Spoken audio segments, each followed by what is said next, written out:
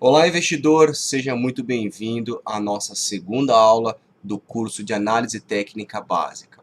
Nessa aula, eu vou te explicar o porquê que a Bolsa de Valores ela sobe e o porquê que a Bolsa de Valores ela cai.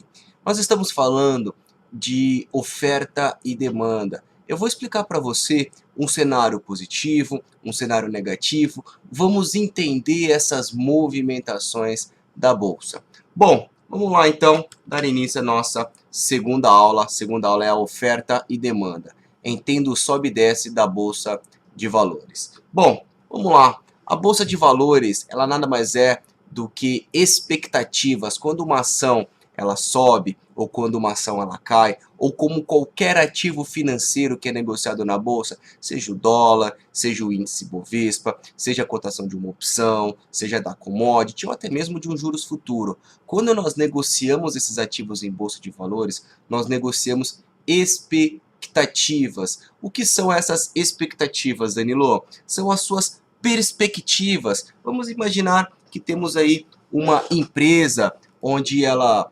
Vamos pensar no cenário real, tá? Vamos pensar assim, um banco, por exemplo, o Banco Itaú, que é o maior banco privado do país. Vamos pensar que a gente tem uma perspectiva que o Banco Itaú ele divulgue resultados positivos, entregue mais lucro para os seus acionistas e continue se expandindo, continue crescendo. Ou seja, você, eu ou os analistas de mercado têm perspectivas positivas em cima daquele banco. Então, quando nós compramos uma ação, nós temos a possibilidade de ganhar com a valorização dessa ação com o passar do tempo. Ou vamos mudar um pouco o cenário, vamos pensar aí na cotação de um dólar. Quando a gente olha uma moeda, a gente está olhando a quantidade de dólares que entram e a quantidade de dólares que saem do país. Temos hoje diversas instituições que utilizam o dólar como uma ferramenta de trabalho. Vamos pensar em dois mais próximos da nossa realidade. Temos os importadores e os exportadores. São empresas em que eles compram produtos, vamos supor aqui num importador, tá? É uma empresa em que ele vai comprar um determinado produto em outro país, vamos supor lá dos Estados Unidos, ele vai importar mercadoria, ele vai comprar a mercadoria dos Estados Unidos e vai trazer para o Brasil. Ou seja, ele terá que pagar na moeda de dólar. E agora temos um outro lado, nós temos o exportador. É uma empresa em que produz um produto aqui no Brasil e ela venderá para fora. Ou seja, ela receberá o seu lucro em dólares ou até mesmo euro, dependendo do país para onde ela for exportar. Ou seja, quando nós temos esses cenários, nós temos diversas possibilidades. O que será que vai acontecer com o câmbio? Será que o dólar ele vai subir ou ele vai cair? Quais são as perspectivas dos investidores? Hoje, o Comitê de Política Monetária, o Banco Central, as principais pessoas do país, quais são as promessas que eles estão fazendo? Quais são as perspectivas de crescimento ou de retrocesso de uma economia? Todo esse processo de mudança em um país irá interferir positivamente ou negativamente em um câmbio, positivamente ou negativamente na bolsa de valores, positivamente ou negativamente em uma ação, e assim em diversos ativos financeiros. Então, quando nós falamos sobre o sobe e desce da bolsa de valores, nós estamos estudando as expectativas em cima de um determinado ativo financeiro, seja de uma empresa dar lucro ou até mesmo dar prejuízo, seja elevar uma cotação de um câmbio ou diminuir a cotação de um câmbio, seja você aumentar ou reduzir a taxa de juros. Danilo, você está falando coisas que parecem ser bastante complexas, eu vou ter que estudar a taxa de entrada, etc. Não, não, esqueça isso. Eu estou apenas te mostrando que esse sobe e desce e essas oscilações têm uma interferência, que são as expectativas. Eu tenho uma esperança que uma empresa tende a ter resultados positivos e distribuir mais dividendos para os seus acionistas. Legal, a minha esperança é a minha expectativa. Isso será que vai acontecer daqui 2, daqui 3, daqui 4 meses? Aí eu já não sei. Então eu vou comprar uma determinada ação tendo a expectativa futura de ganhar com aquele papel. Então, só para deixar um pouquinho claro essa expectativa, tá certo? Bom, vamos lá agora entrar um pouquinho mais na parte da oferta e da demanda. Então, quando nós falamos de oferta e demanda, é basicamente o que vai fazer uma variação ela subir ou uma variação ela cair. Então, vamos pensar o seguinte, nós temos aqui oferta e demanda. Vamos imaginar que um determinado produto ele custe R$ 10, certo? E tem muita gente querendo comprar um determinado produto que está custando R$ 10. Então imagina, muitas pessoas querendo comprar aquele determinado produto que custa R$ 10. E quem tem? Vê que todo mundo está querendo comprar, vai continuar vendendo por R$ 10? Não, eu tenho a mesma quantidade, eu tenho a mesma quantidade de oferta daquele determinado produto. Eu tenho uma quantidade muito grande de pessoas querendo comprar. Então, para quem tem, vai colocar o preço sempre um pouco mais caro, porque a minha demanda ela é alta. Então, quando a demanda por um determinado produto é alta, quem tem aquele produto vai colocar o preço mais caro, ou seja, vai querer ganhar mais. Isso é natural de qualquer mercado, tá certo? Vamos imaginar, a gente tem um novo produto de tecnologia que sai. Vamos imaginar um celular, tá? A gente pega um celular de uma última geração, aquele celular ele é disponibilizado em poucas lojas, e aquele celular, vamos dar um exemplo que custa R$ 1.000. Legal, Danilo, R$ 1.000. Então eu tenho um exemplo, tenho um estoque de 10 mil celulares daquele.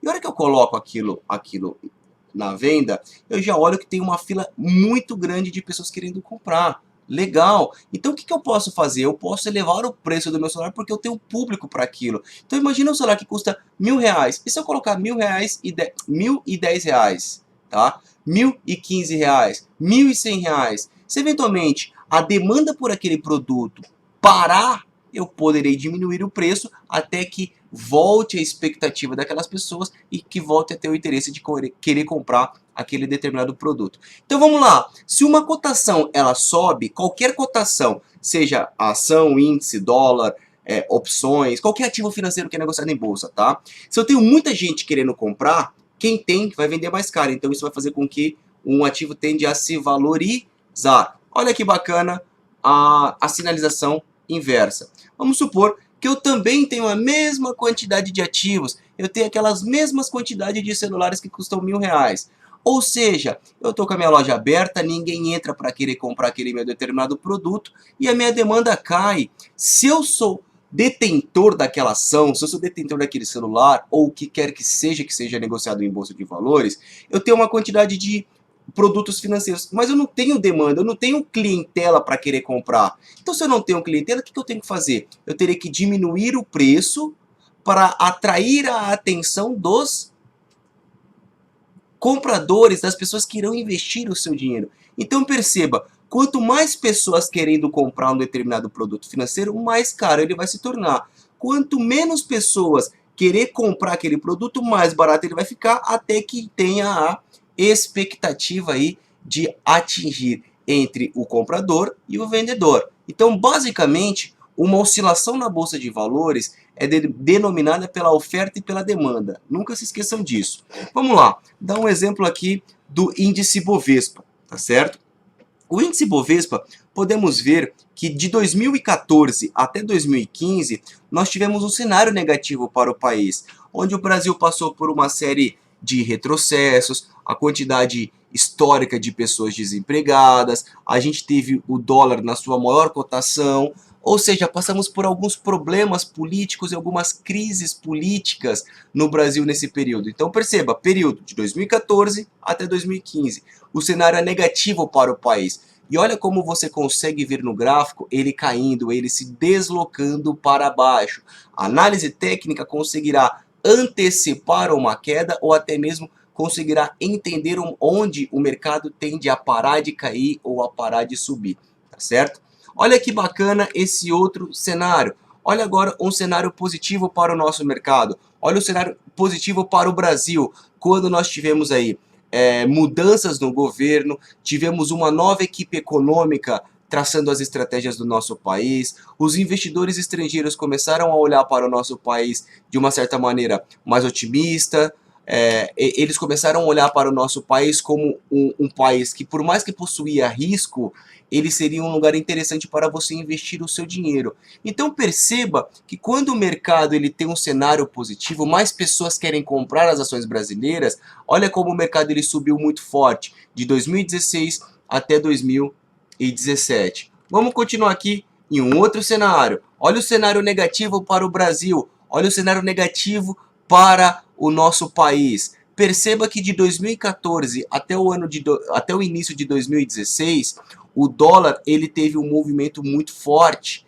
Ele teve uma variação positiva muito forte. Então o dólar ele subiu, as taxas de juros no Brasil elas subiram. Isso influenciou o quê?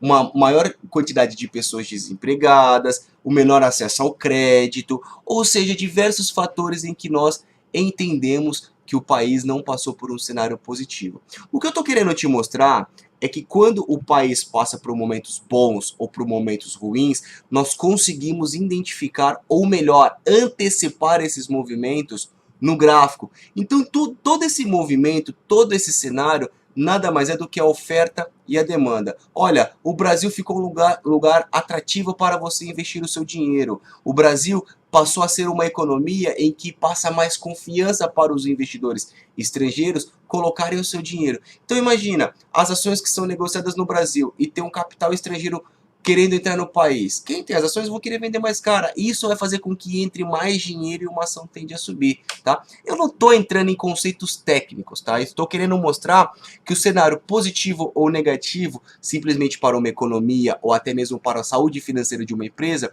nós conseguiremos ver isso nos gráficos. Agora aqui, ó, só para a gente ilustrar também agora o cenário positivo para o Brasil. Perceba que quando o Brasil ele começa a voltar para os trilhos no início de 2016 até 2017, o dólar ele faz uma queda muito grande, né? Então o dólar sai lá da casa de 4,15, 4,20 e um determinado período, ou seja, um ano e meio, ele fez uma queda muito grande, caiu muito forte.